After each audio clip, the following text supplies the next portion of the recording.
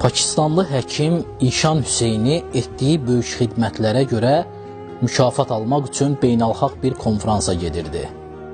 Günlərin bir günü belə səfərlərdən birini edəcəkdi. Təyyarəyə minir. Ancaq havada yaranmış bir problem və ildırım vurması nəticəsində təyyarə ən yaxın hava limanına enmək məcburiyyətində qalır. Bir sonraki təyyarə 16 saat sonra qalxacaqdı. Əsəbləşir və o konferansda mütləq iştirak etməyim lazımdır. 16 saat gözləyə bilmərəm deyə öz etirazını bildirir. Hava limanının vəzifəli şəxsləri onun gedəcəyi şəhərin 6 saat uzaqlıqda olduğunu və istəyərsə bir maşın kirayə götürərək gedə biləcəyini söyləyirlər. Həkim İşan tələsik bir maşın kirayələyib yola çıxır.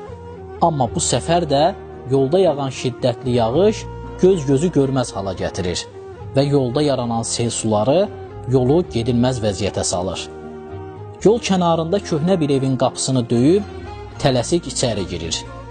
Evin içərisində yaşlı bir qadın oturmuşdu. Tələsik ona telefonu verə bilərsinizmi?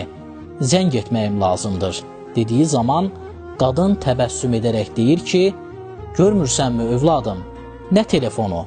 Burada nə telefon, nə də elektrik var. Keç biraz dinlən, yemək ye, çay iç, sonra düşünərsən bu işlər haqqında. Adam çarəsiz halda qalaraq biraz isinir, yemək yeyir və çayını udumlayarkən yaşlı qadın namaz qılıb uzun-uzun dualar edirdi.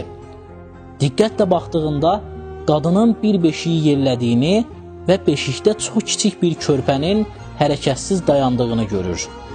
Bu körpə kimindir anacan? Xeyirdir bu qədər çox ağlayaraq dua etdin. Yaşlı qadın, həm anası, həm də atasından yetim olan nəvəmdir. Ağır xəstəliyi var. Bölgədəki heç bir həkim çarəsini tapa bilməmişdir. İşan Hüseynli adlı bir həkim var. Çarəsi ondadır dedilər. Ancaq çox uzaqda olduğu üçün bir neçə gündür Allaha dua edirəm ki, Allah bu körpənin işini asanlaşdırsın. Bu zaman həkim Hüseyni ağlayaraq deyir ki, qalx anacan, Allah sənin duanı qəbul etmişdir. Sənin duan ildırımlar çaxdırıb təyyarəni yerə indirdi. Yolları sellərə qərq edib sonunda məni sizə çatdırdı.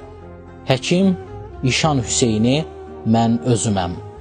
Allahın qullarına beləcə istəyini çatdıracağına ürəkdən iman etdim. Bütün yollar bağlansa belə yeri göyü yaradana sığının. Ondan ümidini kəsmə.